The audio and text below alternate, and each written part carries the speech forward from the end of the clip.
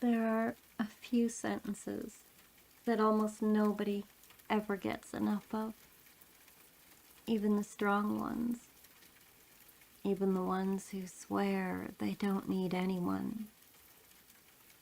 The kind of words that don't fix everything, but somehow make breathing feel easier. Like, you don't have to earn your rest. You don't have to be impressive today. You don't have to be useful or clever or strong or brave right now. You're allowed to just be tired and still be wanted, still be valued, still be enough. I know you're trying. I know you're carrying things that you don't talk about because explaining them would take too long or hurt too much or make you feel dramatic. But I see the effort anyway. I see how you show up when it would be easier not to. How you keep going when nobody would blame you for stopping. How you keep giving even when your own cup has been empty for a while. You're not behind. You're not failing at life because you're struggling with things that other people make look easy. You're not weak for needing reassurance. You're not broken for wanting to be held together sometimes. You're human. And you don't have to do this alone anymore. Not tonight. Not with me here. And if I'm being honest, the next thing that people wish someone would say, the part they almost never hear, is this: you don't have to be okay for me. You don't have to smile so I don't worry. You don't have to downplay it so it's easier to digest.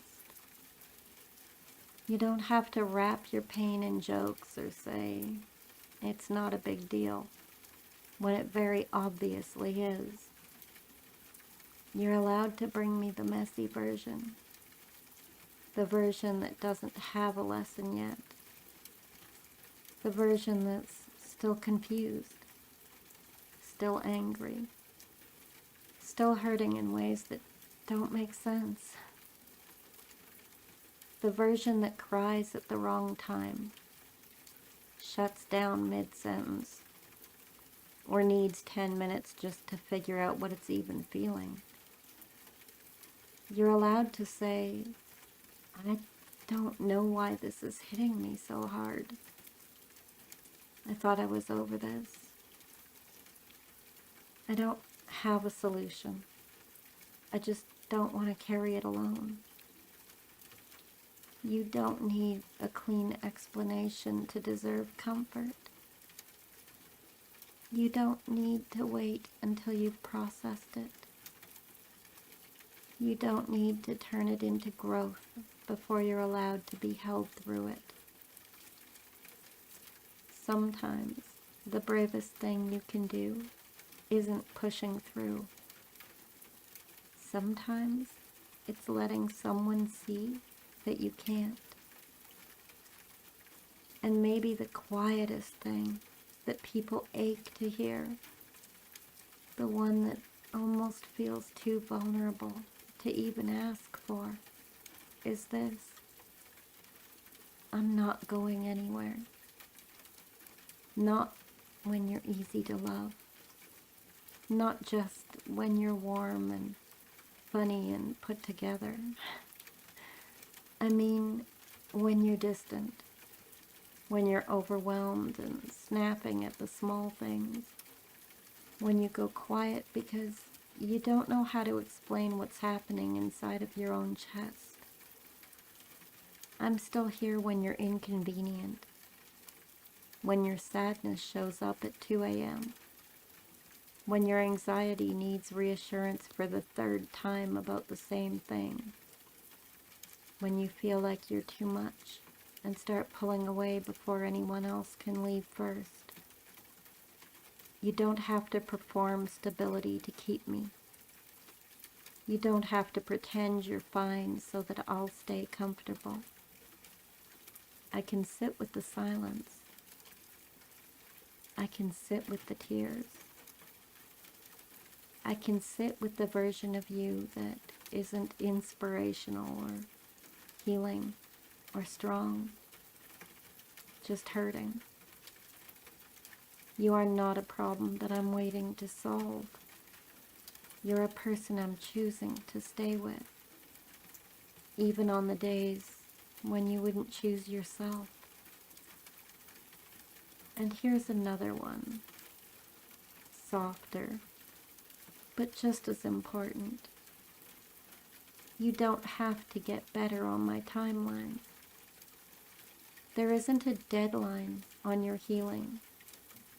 There isn't a point where I expect you to be over it because enough time has passed or because you've talked about it before.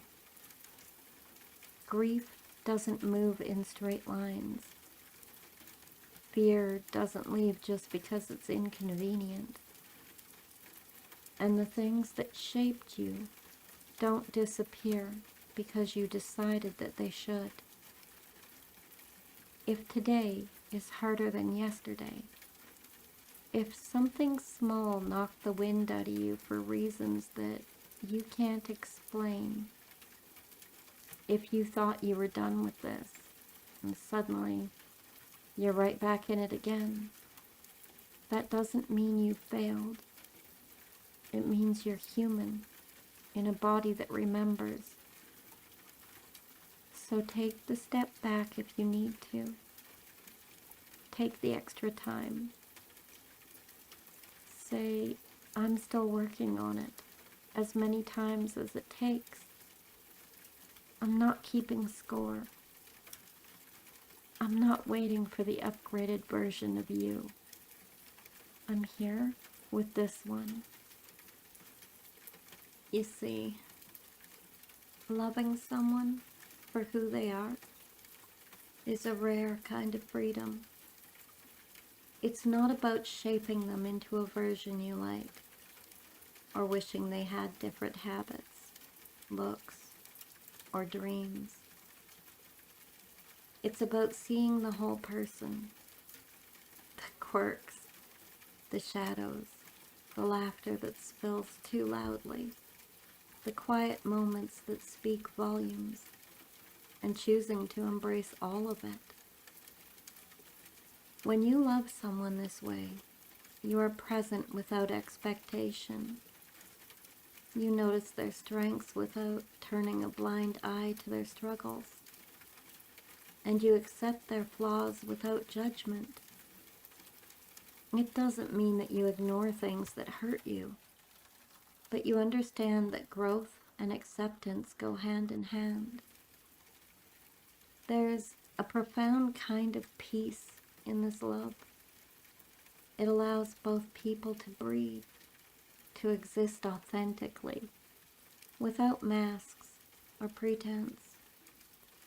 You celebrate the things that make them unique, and you cherish the moments when their true self shines brightest, whether in joy, vulnerability, or just quiet reflection. Loving someone for who they are isn't always easy. Sometimes it's messy. Sometimes it challenges your patience, and sometimes it tests your limits. But in the end, it's deeply rewarding because it's not built on illusions or wishes.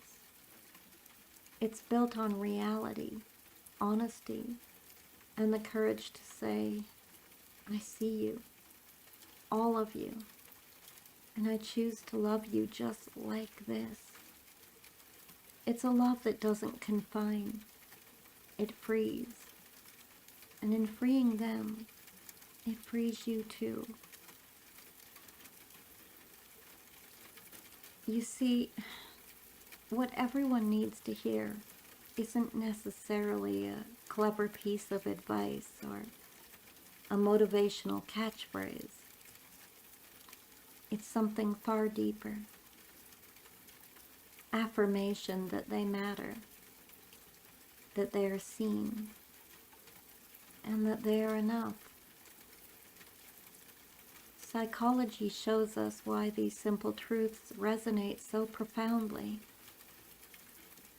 At the core of human experience is a need for validation and connection.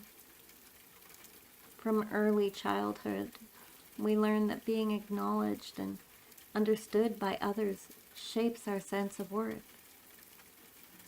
When someone tells us, "You are enough," or "I see you," it activates neural circuits associated with safety and belonging. It lowers stress, quiets self-doubt, and strengthens our emotional resilience. Similarly, hearing words of acceptance, that it's okay to be imperfect, to feel afraid, or to make mistakes, addresses the psychological mechanism of self-compassion. Research in psychology, especially work on self-esteem and mindfulness, shows that people who internalize acceptance cope better with failure, anxiety, and interpersonal conflict. Words that reassure us we're allowed to exist as we are act like a mirror, reflecting back our inherent worth. Then there's the profound impact of empathy and recognition. Simply having someone acknowledge our emotions. "I understand this is hard for you," activates the brain's social reward system. This small act reduces feelings of isolation and validates that our experience matters. Humans are wired to crave this kind of recognition because it signals that we are socially safe, that we belong, and that our inner world is meaningful. Ultimately, the psychology behind what everyone needs to hear boils down to connection, acceptance, and belonging. It's not about giving advice or solving problems. It's about affirming the fundamental human truth. You exist. You matter. And you are enough just as you are. When we hear this, even briefly, it sparks a sense of calm, courage, and emotional freedom that nothing else can replace. You are enough. Humans have a natural tendency to compare themselves to others, which can fuel self-doubt. Hearing that you are inherently enough activates a sense of self-worth and lowers the stress that comes from feeling not enough. I'm not a psychologist, but research on self-esteem and self-compassion shows that affirmations like this can reduce negative self-talk. I see you. Feeling seen and acknowledged is a basic human need. Recognition of your presence and effort, even small moments, triggers the brain's reward centers and reinforces belonging. Again, I'm not a psychologist. This is just based on psychological research and human experience. It's okay to feel that way. Validating someone's emotions reduces shame and promotes self-compassion. When feelings are accepted rather than judged, it encourages emotional resilience and healthier coping. You don't have to do it alone. Humans are wired for connection.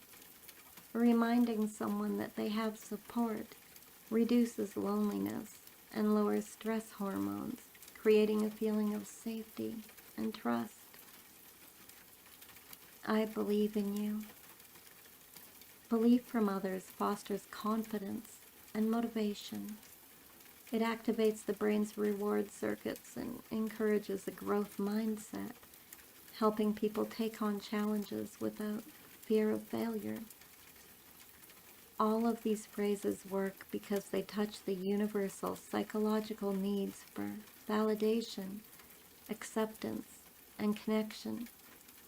They aren't magical cures, but they can shift someone's perspective in a moment of doubt or stress. I see all of you, the laughter, the worries, the little things that no one notices, and it's enough. Rest now. Let the world slow down around you. Breathe deep and let yourself drift, knowing you are exactly as you should be. Good night. You are held, even in the quiet.